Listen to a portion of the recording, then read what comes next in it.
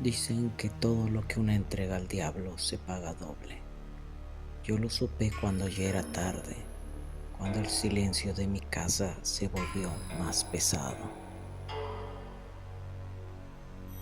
No nací mala, crecí entre mujeres que sabían curar, rezar y guardar secretos. Mi abuela me enseñó que las palabras, si se dicen mirando al fuego, pueden abrir caminos invisibles, pero yo solo quise aprender por curiosidad. Nunca imaginé que terminaría usándolas para invocar al mismo que todo lo destruye. Mi nombre no importa. En el pueblo me conocían por mi belleza, aunque decían que era peligrosa. Tiene ojos que embrujan, murmuraban las mujeres. Pero él, Tomás, no creyó nada de eso.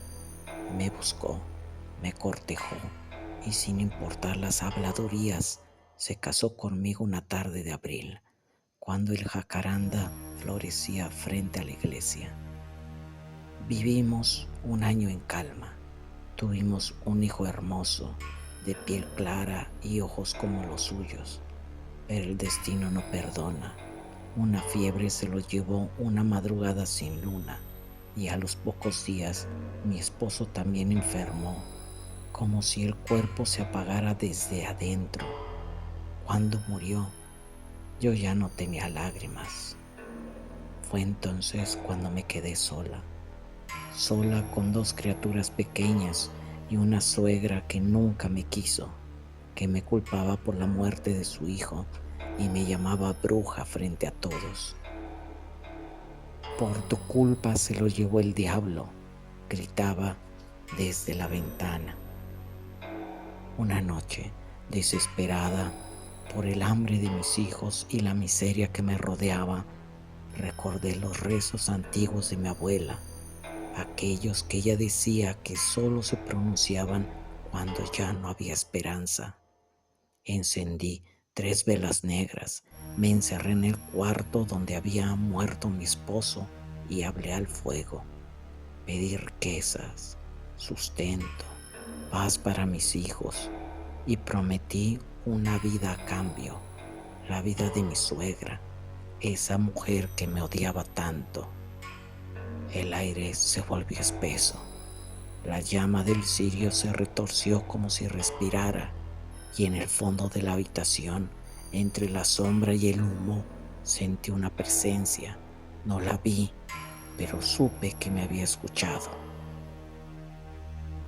Al día siguiente, el abogado del pueblo llegó con una carta. Era el testamento de Tomás. Todo, las tierras, la casa, los animales, me pertenecía. Me convertí en la heredera universal. Mi suegra murió esa misma tarde, un día antes de que se leyera el documento. Nadie entendió cómo pasó. Simplemente se desplomó en el patio con el rosario entre las manos. Yo debía haberme sentido liberada, pero en lugar de alivio, algo se metió en mi pecho, un miedo que no dormía. Las noches se volvieron largas y húmedas. Empecé a escuchar pasos en el corredor, risas ahogadas cerca de la cuna de mis hijos, y una mañana, cuando me acerqué a ellos, los encontré pálidos, inmóviles, fríos como la piedra. Nadie supo qué los mató. Los médicos dijeron que fue una extraña fiebre, la misma que se llevó a su padre. Pero yo lo supe desde el primer momento. El pacto se había cumplido, aunque no como yo esperaba. El diablo había cobrado su deuda. Yo le entregué la vida que prometí, así que se llevó lo que más amaba. Desde entonces, la casa se volvió muda. Las paredes exhalan frío y las sombras se alargan hasta tocar mi cama.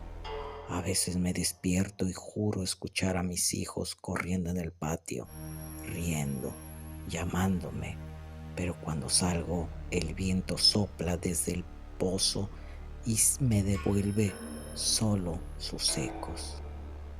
Hace poco, mis vecinos dicen que ven caminar por las noches con una vela encendida, murmurando nombres que ya nadie recuerda. Dicen que mi reflejo no se ve en los espejos, que mi sombra llega antes de mí. Yo no lo niego, sigo aquí, atada a esta casa, a este pacto que no se rompe. Soy la heredera, sí, pero heredé una condena. Si alguna vez escuchas en tus sueños el llanto de dos niños y el sonido de una vela que se apaga, no los ignores. Tal vez esté buscando a alguien que me reemplace.